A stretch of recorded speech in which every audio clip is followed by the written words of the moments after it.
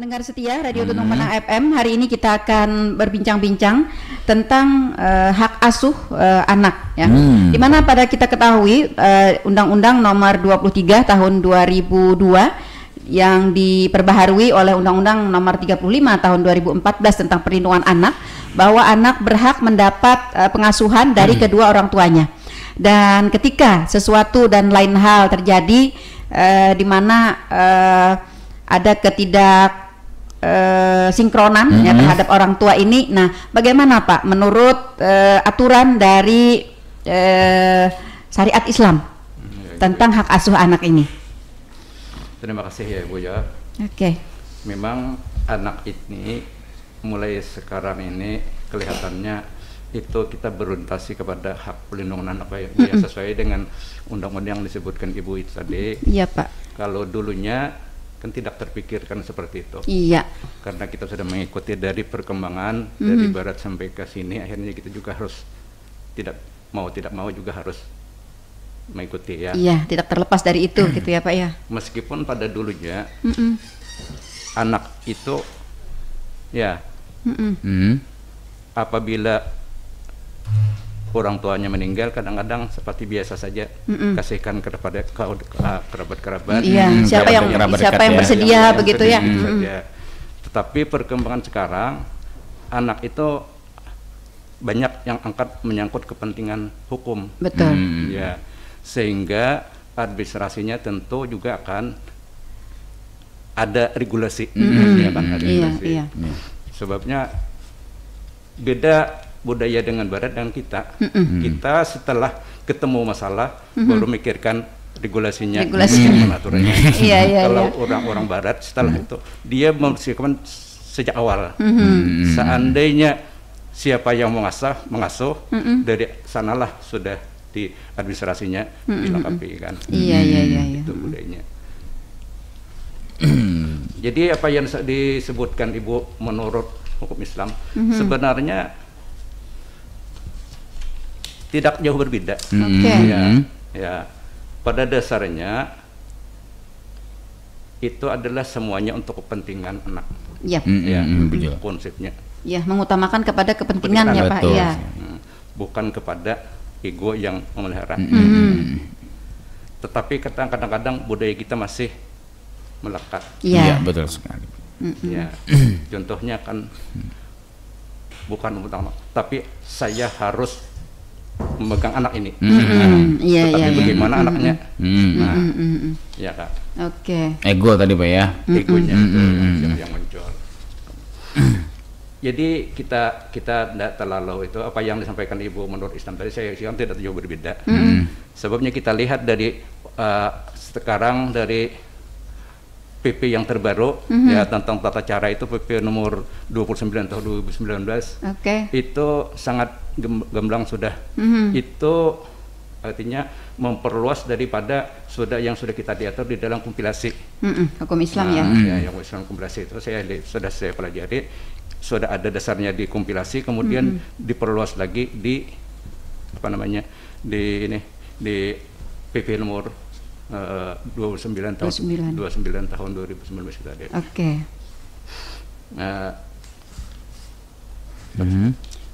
Ketika terjadi sesuatu, ini kan terjadi sesuatu karena kita tidak tahu ya Pak ya, pada kemudian harinya ya si anak tidak bisa mendapatkan kasih sayang dari kedua orang tuanya.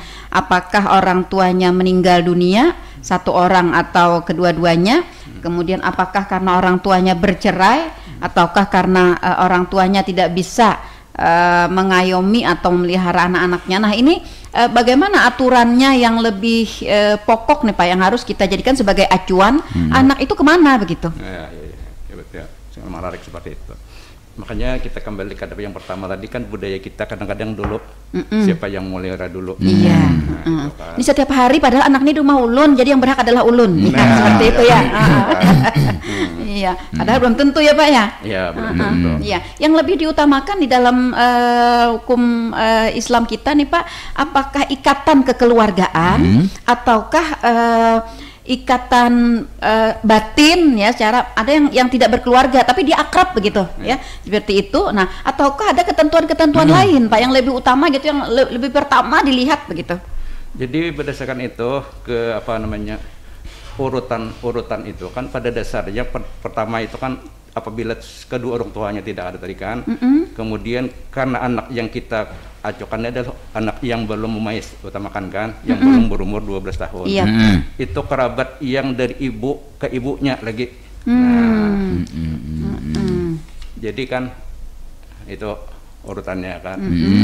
Apabila yang ini tidak bersedia atau hal lain kan, itu bisa terus kepada ayah. Oke. Jadi ibu diutamakan ya, dari cari pihak dulu ibu nih ya. ya. Biasanya ikatan batinnya ibu itu kan, ya kan? Iya betul, kuat ya, kuat. Bahkan kadang-kadang tidak menutup kemungkinan, kadang-kadang seorang yang mau sakit-sakit, kadang-kadang dia sudah ngomong nanti anak saya tolong pelihara. Iya betul. Iya ikatan keluarga yang lebih dekat dengan ibu ya Pak ya. Iya. Misalnya adik ibu gitu ya, kakak ibu misalnya begitu ya. Iya.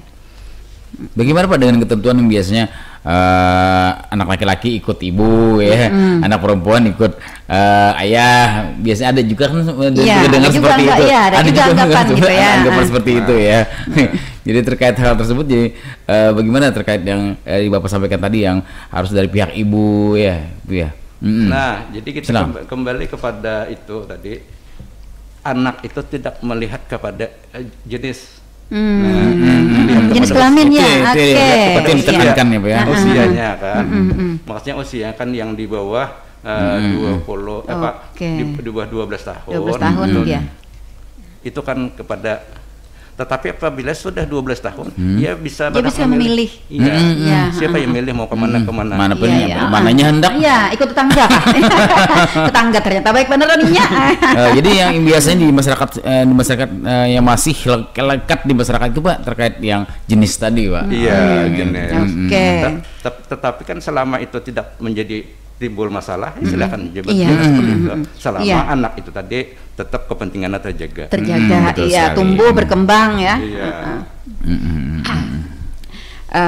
Pada suatu ketika misalnya ya Pak, mungkin pada saat lagi kecil mungkin ya tidak ada permasalahan, baik-baik saja begitu ya. Anak mengikuti kepada orang yang mungkin bersedia untuk merawatnya, bersedia untuk mengayominya, menggantikan orang tuanya. Tetapi pada kemudian hari misalnya, sebelum dia berumur 12 tahun ya, terjadi misalnya ada gugatan sehubungan mungkin ada perlakuan atau apa yang kurang dianggap kurang baik oleh pihak keluarga atau apa. Ini bagaimana upaya yang harus ditempuh nih Pak? Jadi pertama siapa yang melihat dulu tadi kan, yang seperti itu tadi. Kemudian keluarga, kalau tidak ada orang tuanya tadi kan, itu keluarga yang paling dekat, yang urutan tadi dari yang terdekat itu bisa mengajukan permohonan pengajuan ke pengadilan. Untuk dengan kita proses akan dilihat seperti apa kenyataannya, seperti apa. Sebab anak ini kan tidak seperti barang mati begitu ya Pak, bisa ya kan. Kalau memang terbukti dia tertekan di sana, umpamanya tidak nyaman di sana, tentu dia mau ada pilihan kan, berarti dia akan memilih yang lebih baik. Meskipun itu adalah sesuai dengan aturan misalnya ya Pak, orang yang terdekat dari keluarga ibu, ya tapi ya tidak nyaman di situ begitu. Jadi tidak menutup kemungkinan itu akan berpindah, karena kepentingan sudah terganggu. Ya, kepentingan anak sudah terganggu. Jadi mungkin bisa dijelaskan Pak lebih pas terkait ibu yang kehilangan hak asuh anaknya Pak. Nah, kehilangan. Contoh sebuah ibu, seumpamanya ibunya tidak ada waktu untuk melihara anak. Sibuk gawian aja, bolawan dari seharianan, mulai pagi sampai pagi. Ngelihat laginya. Meminum umpamanya, tidak cakap lagi, moralnya utamakan akhlaknya. Sudah anaknya moralnya, akhlaknya sudah rusak, itu sudah terlantar anak jadinya boleh ya. Karena itu kan Jadi diutamakan pada moral ya Pak ya, Ya, moral. dari moral dan perilaku ya dari orang tua ya, baik ibu maupun ayah ya Pak ya. Iya. moralnya itu. Misalnya ayah juga penjudi misalnya, mabuk begitu ya. Iya, jadi tidak tidak serta merta nih ya ayah mempunyai hak untuk mengasuh anak ya ketika misalnya terjadi sebuah ketidakharmonisan misalnya ya, atau ibunya meninggal atau karena bercerai begitu ya. Nah, lalu Pak, kalau misalnya terjadi hal seperti ini, memang ada keluarga ibu misalnya dari saudara misalnya ya Pak ya, ini anggaplah keluarga ibu yang terdekat ya, saudara dari ibu si anak ingin memelihara, namun anak lebih nyaman kepada orang lain yang lebih jauh ikatan kekerabatannya. Nah, ini bagaimana pertimbangan dari pengadilan agama sendiri, Pak? Jadi gini Pak ya, Bu Jo, karena ini menyangkut ranah di pengadilan, kita tidak jauh ke sana melihat, cuma tidak terlalu jauh karena kan jadi yang namanya pengadilan itu istilahnya bisa iya bisa tidak. Nah, Oke. jadi tidak bisa dipastikan, semuanya akan kita pelajari yang seperti itu. Ya, kita pelajari dulu seperti apa, yang seperti itu tadi kan. Yang jelas pasti ada putusannya itu aja. Oke, iya. Lihat keadaannya ya. Iya, alurnya bagaimana. Jadi memang hukum asal kan hukum asal seperti ini. Contohnya hukum asal ibu sebagai yang berhak mengasuh, tetapi apabila ada seperti indikasi lain ya, iya bisa berubah ya. Iya, oke. Bawa mencari yang terbaik intinya ya. Iya. Yang pertama tadi kan masalah moral ya. Yang kedua mungkin masalah pencarian begitu ya Pak ya. Nah, bagaimanapun juga kalau misalnya salah satu orang tua yang ingin mengasuh begitu, tetapi dia tidak mempunyai pendapatan. Nah, lalu bagaimana nanti cukupi kebutuhan anaknya, dan diprediksi mungkin ada kemungkinan nih nanti anaknya akan dieksploitasi atau apa begitu ya. Begitu kan Pak ya? Nah. Jadi yang itu kan berdasarkan 105 populasi itu kan ibu melihara kan, tapi tidak berarti kan ini kan ayah, kalau ayah masih ada itu yang berkewajiban mengasihkan biayanya itu. Ada yang masih pun dia bisa yang melihara ibu tetap orang tua, yang ayahnya yang berkewajiban, walaupun bercerai sudah. Iya. Kalau misalnya tidak bercerai Pak, tidak bercerai ini baik-baik saja begitu ya, baik-baik saja. Tetapi mungkin di dalam kehidupan sehari-hari mungkin ya tadi ayahnya pemabuk, penjudi begitu. Apakah kasus seperti ini juga bisa memindahkan hak asuh anak kepada orang lain? Lihat kalau umpamanya ayahnya seperti itu, tapi ibunya masih bisa. Oh iya. Dan kecuali dua-duanya sudah. Kedua-duanya, sudah mau benar lah. Ya. Dikhawatirkan artinya ya Pak ya. Anak tidak tenang lagi. Akan mempengaruhi. Ada keluarga yang bersedia. Iya. Itu Pak. Karena keluarga mungkin prihatin psikis anak nanti terganggu. Iya. Itu benar. Psikis, kemudian perilaku juga kan. Bukankah anak ini kan generasi penerus bangsa? Dan mereka di format itu dari mereka kecil begitu ya. Begitu. Kalau dari kecil mereka sudah tertekan melihat hal-hal yang kurang etis gitu kan, akan membentuk suatu karakter mereka begitu. Nah, lalu nanti setelah mereka dewasa bagaimana menjadi seorang pemuda penerus generasi bangsa dengan satu karakter yang tidak bagus begitu. Seperti itu. Jadi efek Iya. Lalu Pak, kalau misalnya di pengadilan agama ya, ada misalnya kasus yang akan memindahkan atau memohon hak asuh anak ini. Nah, mengenai persyaratannya seperti apa Pak? Jadi begini, kadang-kadang apabila sudah menyangkut ada aspek kepentingan hukum, itu biasanya beralih kepada istilah perwalian namanya. Oh, ya kan? Perwalian, oke.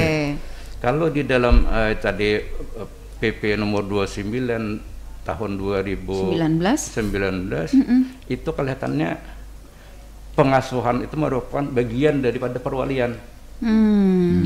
Jadi bagian dari perwalian. Jadi hak wali itu mengasuh, menghidupi ada bahasanya, mendidik dan seterusnya itu adalah wali. Jadi di dalam PP nomor 29 tahun 2019 tidak membedakan siapa ya apa namanya, semuanya sama dengan pengasuh wali itu atau tapi artinya tapi lebih luas daripada pengasuhan. Kalau pengasuhan itu terlalu sempit kan. Iya. Tapi kalau pengasuhan berarti mungkin hanya pemeliharaan gitu ya Pak. Kalau perwalian kan menyangkut hak hukumnya. Iya. Makanya dalam hak aspek hukum itu yang didorong pemerintah supaya pemerintah sangat berperan di sana karena untuk memperbaiki administrasi tentang kependudukan itu. Oke, kalau terjadi perceraian bagaimana Pak? Hak asuh anak ini apakah diputuskan pada persidangan yang lain atau pada saat itu atau seperti apa di dalam ketentuan pengadilan agama? Jadi di dalam itu pasal 41 Undang-Undang Nomor 7 tahun 1974 itu. Jadi masalah anak itu tidak otomatis bisa diselesaikan, itu bisa dengan sendiri, bisa bergabung, bisa dengan sendiri. Umpamanya dia mengajukan cerai langsung hak asuh anak itu boleh saja, tetapi bisa saja dia bercerai dulu tapi tidak ada masalah kan pada saat bercerai masalah anak, oke aja, ya, istrinya yang memelihara, ayahnya mengasih uang. Tetapi apabila terkadang nih ya Bu ya, seorang pegawai negeri suami istri ya. Nah, suami istri, anak bercerai dipelihara oleh istri. Ini apabila tanggungan itu masuk pada suami, asalnya itu meskipun dipelihara oleh istri tidak otomatis itu dahulu pindah ke istri. Di dalam praktik sekarang. Jadi kadang-kadang ibu harus mengajukan perwalian. Perwalian. Memang harus. Jadi perwaliannya itulah yang akan bisa mencabut daripada tanggungan itu, berpindah kepada si istri. Iya. Meskipun pengasuhannya tidak ada diceritakan, tetapi langsung pada perwalian. Oke. Berarti persyaratannya permohonan ya Pak. Permohonan. Lalu hal yang krusial Pak yang untuk menentukan bahwa misalnya si ibu mempunyai hak begitu untuk mengasuh anaknya. Apa yang dipandang oleh apa yang menjadi persyaratan krusial Pak oleh pengadilan agama? Jadi yang pertama tadi aspek hukum dasar tadi kita kan hukum dasar tadi kan anak yang di bawah 12 tahun ya. Itu dulu. Kemudian selama ini enak saja dengan ibunya, nah itu ya Pak. Itu yang utama. Ibunya punya waktu, punya lengkap apa istilahnya? Ada waktu lah biaya untuk kalau masalah biayanya terlepas kalau suaminya masih ada kan. Yang penting ada kesediaan, kemudian ada waktu dan akhlaknya tadi juga. Nah, murahnya. Kadang biasanya Bu ya kalau udah asuh anak sebenarnya mau mempertahankan ego aja sebenarnya persidangan ya. Padahal dia tidak benar-benar untuk niat menjaga anak ya. Gitu yang dia dikhawatirkan. Nah, makanya gitu. Itu yang kita lihat. Kita lihat kemampuan ya, kemampuan ini kan berarti dalam segi finansial ya, kemudian juga kemampuan lainnya begitu. Waktu. Kalau finansial berarti kan punya pencarian gitu ya. Nah, kemudian ada waktu, ya maulah ibaratnya meluangkan waktu begitu ya untuk mengayomi anak-anaknya. Nah, ketika anak tadi kan 12 tahun, sebelum 12 tahun ikut kepada ibunya misalnya ya Pak, kalau terjadi perceraian, apakah setelah diputuskan oleh pengadilan agama untuk mengikuti di perwalian ibunya, kewajiban dari seorang ayah untuk memberikan nafkah itu tetap ada atau bagaimana Pak? Jadi tentang nafkah anak itu bukan usianya lagi, tetapi sudah dewasa. Jadi ayah itu sampai dia dewasa dan berumur 21 tahun biaya hidupnya itu. Jadi tentang pemeliharaan itu tadi saja sampai 12 bisa milih, tetapi apabila biaya itu sampai dewasa. Itu aturan seperti itu. Biaya hidup berarti tetap berkewajiban ya ayahnya sampai dia berumur 21 tahun atau mungkin sampai dia bisa berdiri sendirilah mungkin ya mencari penghidupan sendiri begitukah Pak? Atau malah kawin? Iya. Kebetulan mertuanya kan kurang kaya. Iya, iya, misalnya seperti itu ya, ya, kayak Sperry gitu, ya. Kemudian sedikit lagi, itu sering yang berkembang itu, makanya tadi kita bergis kepada perwalian. Sekarang itu orang yang menjadi wali belum tentu memelihara anak itu. Oh. Wali yang sekarang diajukan hanya kenapa jadi seperti itu? Wali yang sekarang diajukan itu hanya untuk kepentingan hukum semata. Sebagai contoh, dia kan kadang-kadang ada transaksi jual apakah harta warisan kan, dia ini termasuk juga kan yang kecil ini, tapi dia kan belum bisa melakukan tindakan hukum. Oleh karena itu ditunjuklah salah satu, dia minta wali sih, siapa salah satu dari keluarga orang tuanya bukan memelihara, tetapi kan hanya kepentingan itu. Iya. Begitu juga pada saat mengajukan di pengadilan, hanya ditunjuk sebatas itu. Itu yang ada di pengadilan, yang biasa kita yang ada di kompilasi yang gitu. Tetapi yang persyaratan wali yang ditentukan oleh PP nomor 29/19 itu yang namanya wali itu semuanya. Tidak ada yang seperti itu sebenarnya. Jadi yang namanya wali itu wali yang menurut PP itu. Ya, halo, kita tahan sebentar ya. Halo.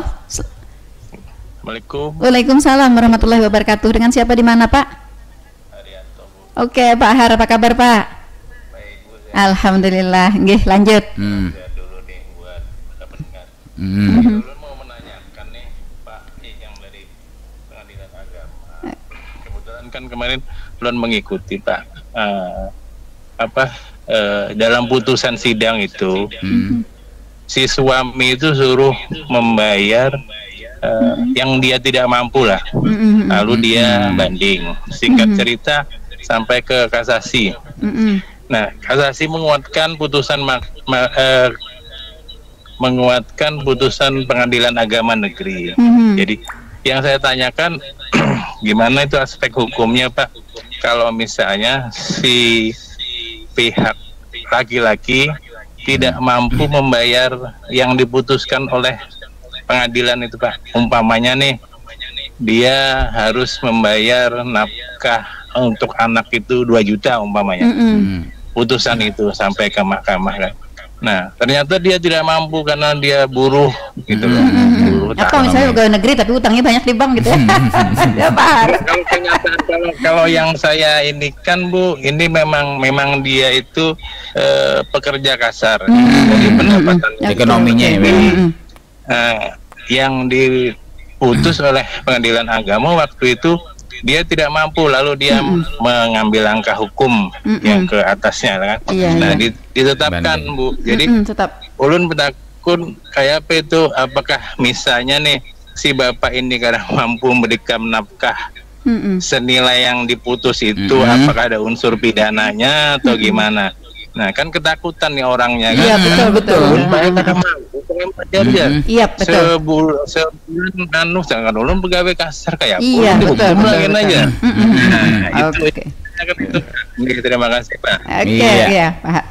Jadi terima kasih Pak Haryanto, Batu Ampar. Iya, betul ini Pak. Jadi ketika putusan pengadilan ya menyetujui adanya pembayaran terhadap anak atau biaya untuk anak yang cukup tinggi, sehingga si orang tua tidak mampu, begitulah, taruhlah ayahnya tadi tidak mampu karena ayahnya adalah pekerja kasar, kemudian melakukan kasasi, ternyata putusan kasasi juga menguatkan dari putusan Pengadilan Agama. Nah, apa nih Pak sanksi hukum atau pidana atau apa yang harus dilakukan yang harus dilakukan nih?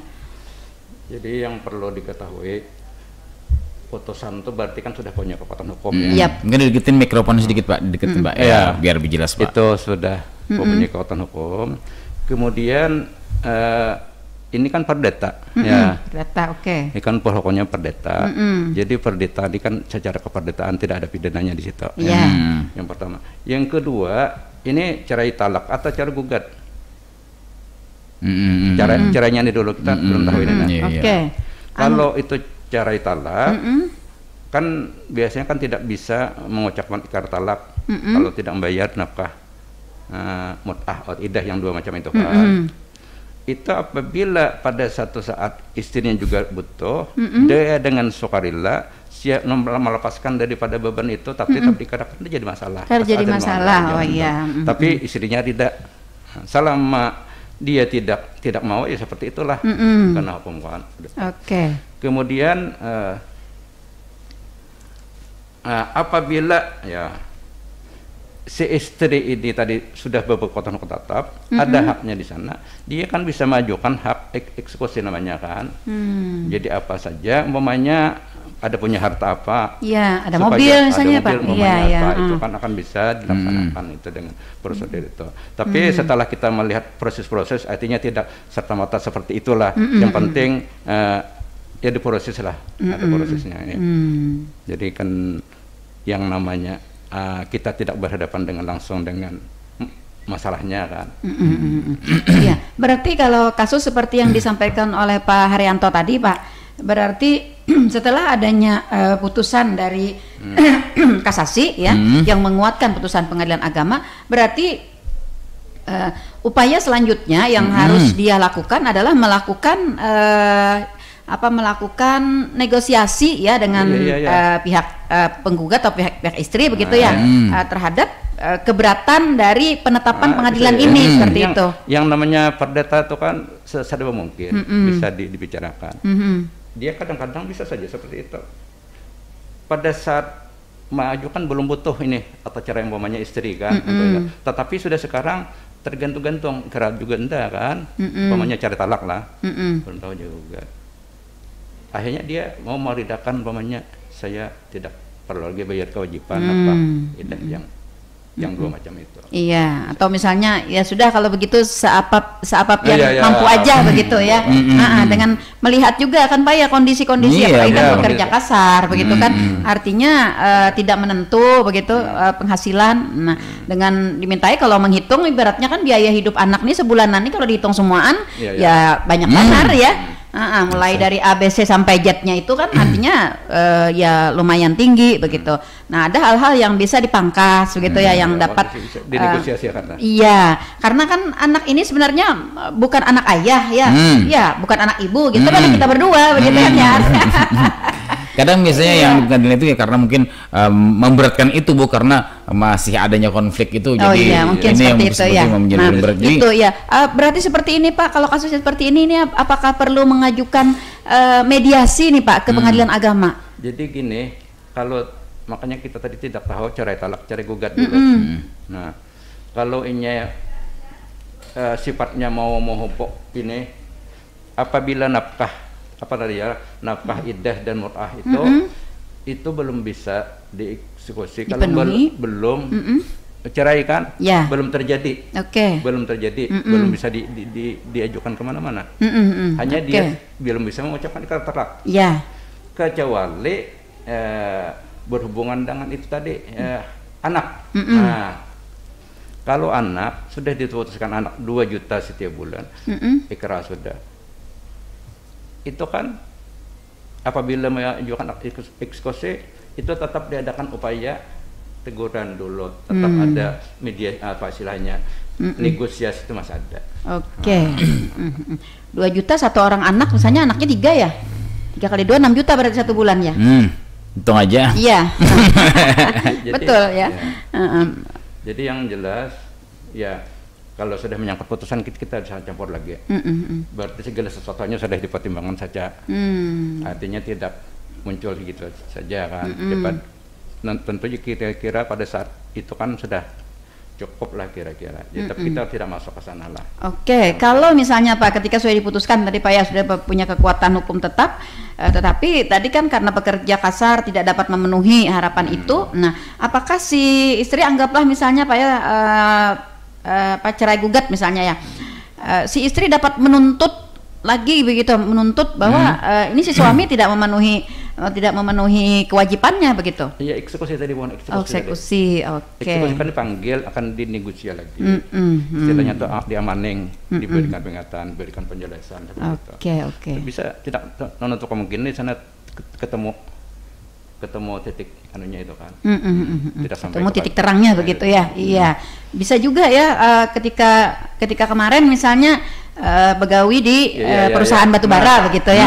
Nah, tiba-tiba kan setelah cerai misalnya mentang-lantong diberhentikan begitu ya, diberhentikan. Nah, sehingga untuk memenuhi permintaan yang ditetapkan ini tadi tidak bisa begitu ya. Nah, jadi ini perlu adanya sebuah dialog ya Pak, ada dialog, kesepakatan begitu ya, dengan melihat kondisi dan situasi ya dari pemohon dan penggugat seperti itu. Oke, begitu ya Pak Haryanto. Iya, mudah-mudahan dapat dipahami dapat dimengerti. Karena ini juga kadang-kadang menjadi sebuah permasalahan Pak di dalam kehidupan di masyarakat kita. Ketika si suami ya tidak dapat memenuhi biaya yang diminta atau ditetapkan oleh pengadilan, nah serta merta nih kayaknya kada boleh bertemu anak, ya. Nah, itu mungkin dipermasalahkan Bang Arianto tadi ya. Bagaimana kata beliau tadi kan, kalaupun dia tidak mampu untuk membayar, dan ini sudah menjadi keputusan mungkin dari kata Pak Arianto tadi ya. Itulah yang. Kalau boleh tahu Pak, di Pengadilan Agama Plehari Kabupaten Tanah Laut ini untuk perkara hak asuh anak ini bagaimana nih Pak? Fluktuasinya banyakkah atau bagaimanakah? Tanah Laut Pak ya. Jadi kalau kita lihat yang sampai kepada anak tuh bercerai langsung dengan anak tuh tidak terlalu banyak Pak. Jadi alami saja seperti kita budaya tadi kan. Istri hanya gugat cerai sama suami, anak dia pelihara umpamanya dua-duanya, dia aja seperti itu kan. Makanya tapi sekarang dengan adanya Perman nomor 3 tahun 2017 kan nggak salah, itu kita juga akan melihat dalam hal hakim kalau berurusan undang tadi kan nomor 4 tahun 1974 tadi kan, kita hakim bisa menetapkan tentang hak. Kalau namanya suaminya, dia menggugat kepada suami. Suami kita lihat punya orang kaya, ya kan, orang mampu, dia digugat. Hakim dengan kewenangannya bisa menetapkan tentang biaya anak tanpa diminta. Nah itu jadi kan kan kadang orang tidak tahu kan hak-haknya itu. Jadi tetapi yang tidak boleh ditetapkan hakim itu tentang pemeliharaan. Tidak boleh. Kalau pamannya langsung hakim menetapkan melihara tanpa minta tidak boleh. Tetapi dalam hal nafkah anak dan nafkah iddah mut'ah itu kan pengadilan berwenang dengan melihat kepada kemampuannya tadi. Jadi tidak serta-merta hakim tuh memutus nang membabi buta tidak. Kalau umpamanya istri minta sekian, putusan seperti itu. Tetap melihat kepada bukti-bukti yang ditemukan. Setelah dipelajari secara seksama, itulah keputusan. Makanya istilahnya di pengadilan ini tingkat pertama. Itu tiap final. Kalau masa tidak puas silahkan. Yang seperti tadi kan, ada upaya itu. Haknya. Ternyata banding menguatkan. Nah, ya, itu kan kasasi juga menguatkan.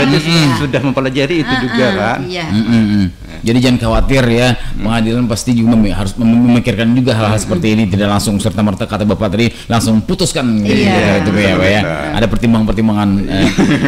Ya saya ingin bertanya nih Pak, ada sedikit permasalahan yang sering terjadi nih Pak ya, bahkan ada di beberapa teman saya nih Pak ya. Jadi kata Bapak tadi kan bahwa anak yang di bawah 12 tahun ke bawah itu ke pihak ibunya, ke pihak ibunya. Dan ini Pak yang sering terjadi Pak, ayah bertanya nih mungkin kepada pihak yang berwenang, apakah karena istrinya selingkuh Pak? Karena istrinya selingkuh, jadi apakah itu bisakah mengambil hak asuh anak yang di bawah 12 tahun tadi Pak? mengambil hak karena mungkin ada ketentuan mungkin dari peragama terkait istri yang selingkuh ini Bu ya. Mohon maaf ya ibu-ibu ya. Iya. Jadi gini tadi ya, seperti kita sebutkan dari awal tadi, itu kan hukum dasar anak kecil. Tetapi apabila ada yang istilahnya pengacauan merubah tentang moral tadi kan, sehingga dengan perbuatan itu tadi akan merusak moral terhadap anak yang di bawah tidak tahu lagi kan. Nah, pertama. Yang kedua, kita lihat juga anak itu meskipun dengan ibunya, tetapi dia masih enak dengan ibunya, dia tidak tahu pekerjaan si ibunya. Makanya saya bilang dari awal tadi bukan barang kan. Iya. Kita umpamanya tujuan kita baik Pak Bu, baik untuk menyelamatkan daripada akhlaknya si anak tadi kan kita pindah. Tetapi ini kan tidak mudah. Iya, ikatan anak dengan ibu kan kuat begitu ya. Batin. Iya, ikatan batin yang luar biasa. Iya, itu yang sudah. Jadi itu menjadi pertimbangan juga. Iya, tapi kebanyakan Pak dari bapak yang mempunyai anak tersebut Pak kadang berpikir ya, bahkan dia mungkin memastikan bahwa anak ini bakalan tidak terpelihara nih karena punya bapak baru ya. Seperti itu. Benar nih kasus banyak terjadi seperti ini Bu. Jadi apakah mungkin ada ada aturannya Pak mungkin setelah walaupun memang masih hak asuh anaknya kepada ibu, namun apakah ada tenggang waktu Pak bahwa 3 bulan tidak bisa mengerjakan sebagai anaknya baik itu materinya atau apanya karena sang ayah itu takut seperti itu dapat dialihkan begitu ya. Dialihkan bagaimana nih? Jadi begini ya. Semua orang boleh mengajukan ya. Ajukan semuanya ya saat merasa kepentingannya terganggu orang tua tadi kan, supaya itu rasa terganggu dengan kondisi yang seperti itu tadi, silakan saja ajukan, akan diperiksa, akan dilihat nanti, akan dilihat semuanya aspek yang akan dilihat, berbagai macam aspek kemampuan, aspek finansial anak itu sendiri yang lebih utama akan kita lihat. Dalam hal pemeriksaan ini Pak, yang lebih diutamakan apakah nanti ada saksi atau nanti ada bukti atau apa Pak yang menjadi titik penentu Pak dari pengalihan hak asuh anak. Iya, seperti dari awal kita sebutkan, tidak serta merta tadi kan ujuk-ujuk langsung putus. Tetap seperti ayam seperti ibu kita buktikan, kita periksa proses berbagai macam, kita lihat. Kalau umpamanya kadang-kadang kalau kita menganggap perlu atau kita hadirkan anaknya di depan, kita didengarkan. Meskipun anak di bawah umur itu tidak boleh, tapi kita perlu tahu atau lewat apakah kita menentukan itu kan, karena anak ini tidak mudah. Iya betul. Ya. Jadi banyak yang kita lihat. Melalui berbagai cara ya Pak, berbagai cara untuk menentukan pemindahan hak asuh ini misalnya ya. Karena secara hukum dasar tadi kan anak yang berusia di bawah 12 tahun itu secara hukum dasar mengikuti kepada ibunya. Namun dilihat lagi ya moral dari orang tuanya ya. Apakah ia memang benar-benar dapat memberikan didikan yang baik terhadap anaknya seperti itu. Nah, sehingga ini juga akan menjadi sebuah pertimbangan untuk menetapkan hak asuh ini kemana gitu. Makanya di dalam yang setelah kita pelajari yang PP yang nomor 29 tahun 2019 itu lebih lengkap persyaratan lebih rinci berarti ya Pak. Iya. Tapi dia menyebutkan istilah perwalian. Tetapi perwaliannya menyangkut masalah pengasuhan itu tadi, sehingga tanggung jawabnya itu kesana arah, baik orang tuanya, keluarga atau badan hukum itu kan sudah lengkap di sana. Cuma yang kadang-kadang dalam perwalian ini memang aturan sudah ada. Ada regulasinya sudah ada, persyaratan wali dasarnya sudah ada, kemudian pengawasannya ada, cuma kadang-kadang itulah belum efektif lagi kita nanya itu. Kenyataan tidak sesuai dengan harapan.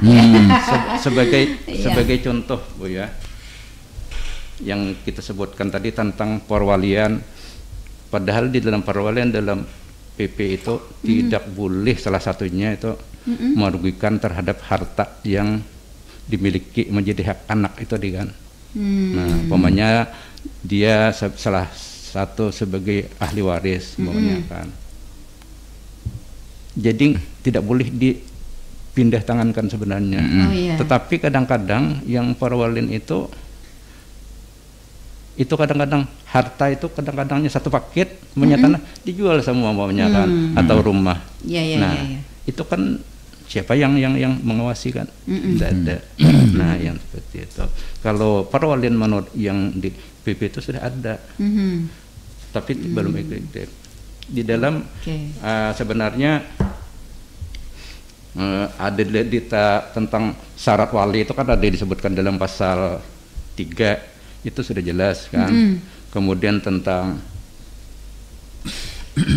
ini sebagai tindak lanjut tadi undang-undang seperti itu tadi kan, PP ini tadi.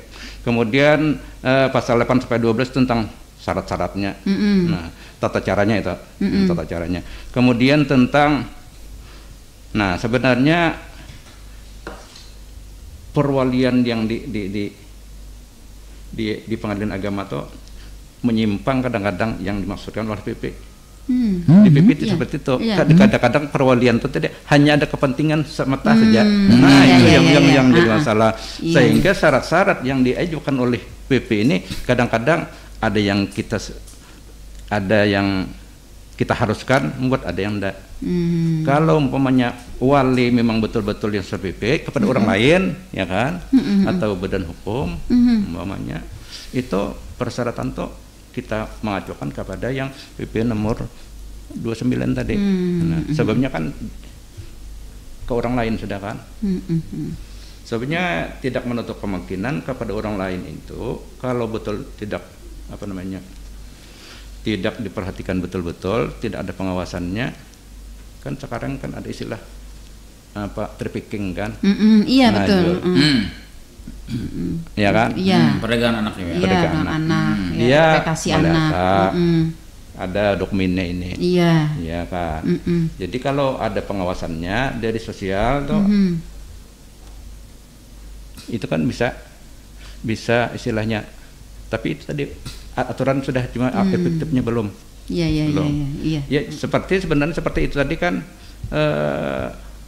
yang menjual harta dari itu kan sebenarnya itu kan melanggar itu kan, tidak boleh aturannya seperti itu. Iya. Atau misalnya mengambil keuntungan ya Pak, misalnya begini, si anak ini kan punya talenta misalnya, yang punya talenta yang luar biasa. Bakat, anggaplah misalnya pintar menyanyi misalnya ya. Duit. Iya, dari duit. Nah, jadi kan dalam kondisi seperti ini kan orang-orang menjadi rebutan.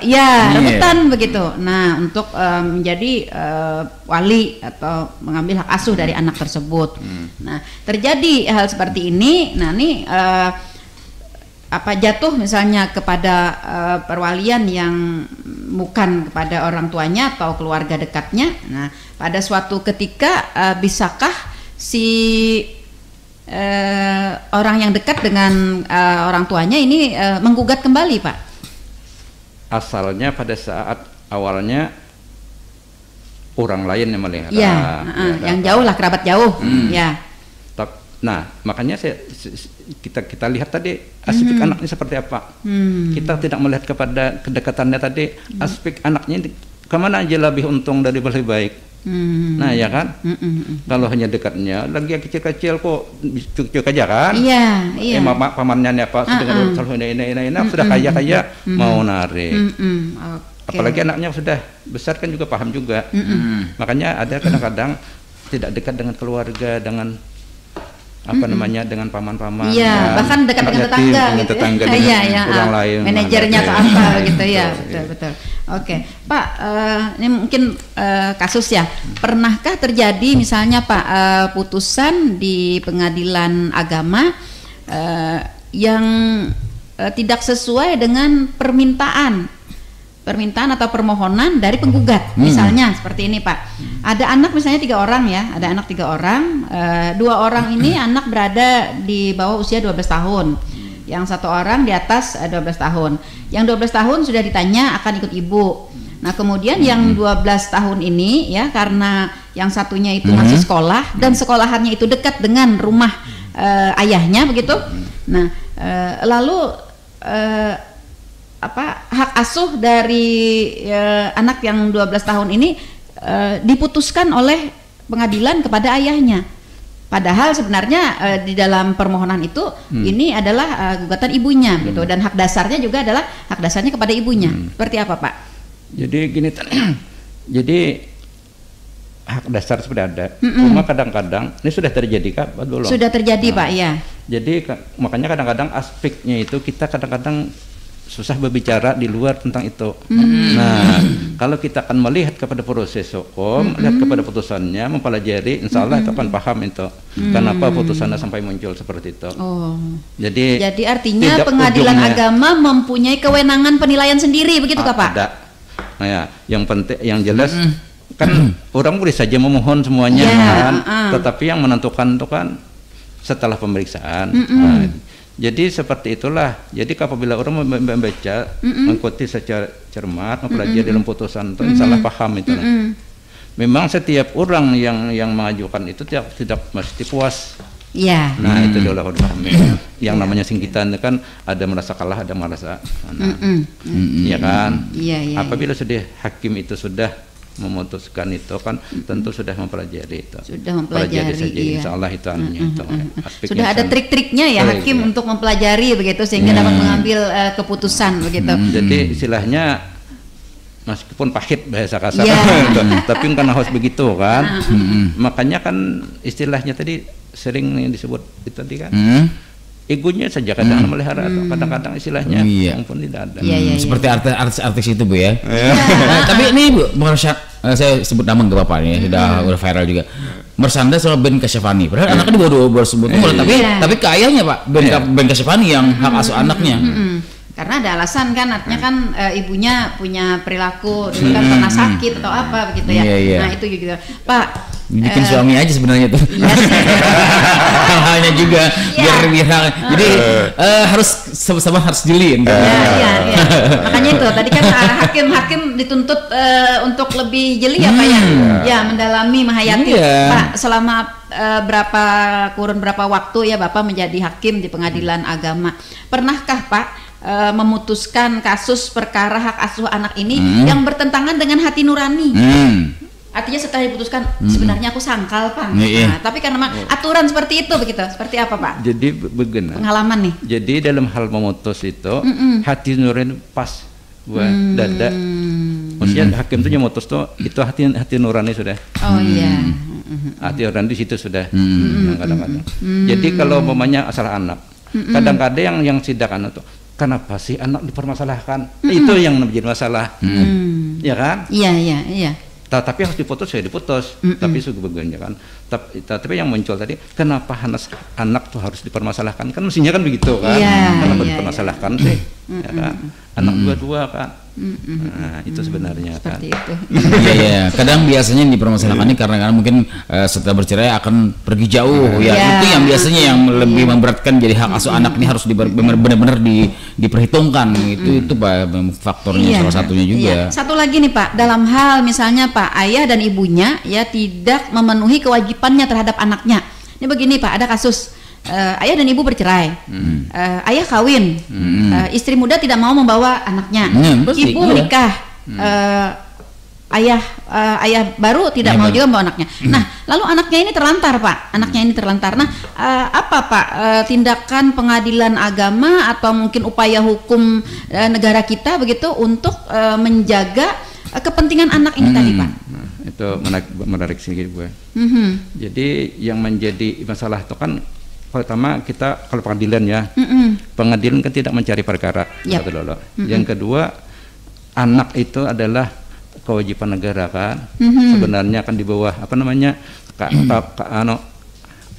misi pelindungan anak. Sebenarnya orang situ bawa ke sana seperti apa dia kan. Pertama. Yang kedua, kalau ada keluarga yang dekat yang merasa iba, merasa kasihan, itu bisa mencoba menguruskan kecewa kalau kedua orang tuanya tadi sudah tidak bertanggung jawab. Jadi kan kalau tidak ada keluarga terdekat ya. Keluarga juga tidak ada mau. itulah kembali seperti ada panti asuhan, ya ada, iya. Ini berarti kembali ke SKPD terkait ya Pak ya? Iya, iya. Jadi kan kita sudah anak ini banyak sudah komisinya, ya kalau betul. Anak, perlindungan, ya kalau. Iya. Jadi yang namanya anak itu tidak terbatas kepada anak yang tertentu saja kan, semua anak Indonesia ya kan. Jadi merupakan bagian dari perlindungan negara kan. Nah di sini dinas terkait juga berperan ya Bu.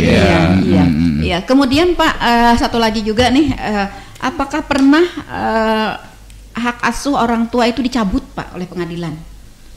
Nah lalu efeknya seperti apa gitu ketika hak asuhnya dicabut? Jadi begini, itu hak asuh dicabut itu di ada juga kan di PP itu ada juga. Jadi kan hak asuh itu kan apabila sudah dinyatakan tidak ini lagi apa istilahnya bahasa hukumnya tidak cakap lagi.